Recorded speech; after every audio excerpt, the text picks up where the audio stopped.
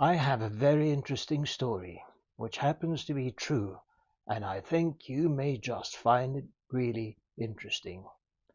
In October of 1899, the Boer War broke out between the Boer republics of South Africa and Great Britain. My great-grandfather was a 19-year-old law student in the Cape at the time, and he received a curt telegram informing him that his father and his brother had relocated to the front. In that time, practically the whole district had marched to war. It was very much a family affair. And sons went, and their fathers went, and their grandfathers went, and even sometimes the great-grandfathers went. Anyone between the ages of 16 and 65, something like that. My great-great-great-grandfather was 72, round about there. Um, and so the whole lot of them went on commando. The Boers thought, the young ones at least, that it was going to be this grand old adventure, and very quickly discovered that war is just a horrible affair where it is cold and raining and absolutely miserable. When my great-grandfather showed up at the front, they promptly found out that he had some first aid training done as a student, and so they made him some kind of a medic. They called him the doctor, because he was the only one who knew something about first aid. But he was a law student, of course, so not a doctor. But that's what he did. And then they managed to get quite lucky early on in the fight, and they managed to succeed to half capture the British army in the town of Dundee.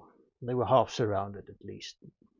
And when the fog cleared up the next morning, the overconfident British army discovered that the hills around them were occupied by Boers, and so the British general did what British generals are expected to do. Instead of ordering a safe retreat to more defensible positions, he gave the signal to attack.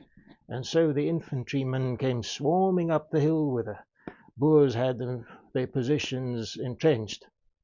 And pretty soon the artillery was flying, and it turned out to be a much hotter firefight than anyone had anticipated. Very early on during the fight, my great-great-grandfather was shot clean through the chest, and so there he lay under the crossfire in no man's land between the two battle lines. Meanwhile, his son, my great-grandfather, was attached to some sort of a Red Cross ambulance wagon. And when he saw his father mortally wounded in no man's land, he thought nothing of it to go to his rescue. And so he ran to the ambulance wagon, where it had a Red Cross flag fixed to the wagon, and he broke the flag off, and holding the flag, he ran straight into the firefight, into the crossfire. Then, holding up the Red Cross flag, he found his father, picked him up, put him on his back, and carried him out to safety. And this is the flag that he took with him. And I received this flag from my great aunt, which was my great-grandfather's sister. I think he probably gave it to her as a souvenir when he came back from the war, and she kept it, and it's very old now. It's 125 plus years old, and it's starting to slowly degrade and fall apart. She gave it to me on my last visit to her when she was still alive. She was a very graceful, very dignified, very stately, very noble woman. You could just listen to her voice and knew you were speaking to someone of consequence. And she said to me that day, "Son, I've told you the story now. Now I want you to keep this flag." And so I've kept the story alive. You may be asking, did my great-grandfather receive a Medal of Valor? And the answer is no.